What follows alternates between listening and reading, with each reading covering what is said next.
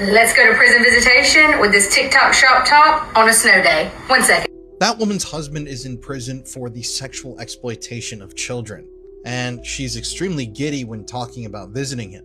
So I recently touched on this story. These are the Gulf Coast Stapletons. They have multiple accounts on the internet, and before the husband was arrested, they posted lifestyle content in Florida, hanging out on boats and partying. However, in 2025, Joshua David Stapleton was sentenced to 5 years in prison. You see, 4 years before that, an investigation had been started into Joshua because of a cyber tip that was received by local authorities. And eventually Joshua would plead guilty to 20 counts of the sexual exploitation of children. However, what I find to be extremely and incredibly bizarre is that his wife continues to post as if nothing has happened. Now, I understand that this is a very complex issue, and I do have empathy for her because I know you can't really control what your significant other does.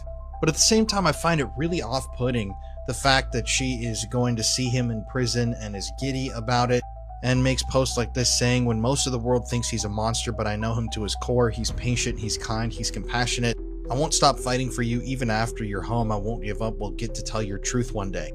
And obviously, I'm very keen to hear from these guys what that truth allegedly is. Because in reality, in the real world, Joshua is in prison right now for the sexual exploitation of children.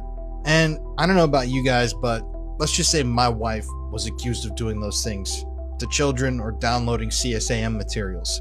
Well, it would be immediate no contact, and I would hope that the law would punish the person that I once loved to the fullest extent of the law. To me, there are absolutely no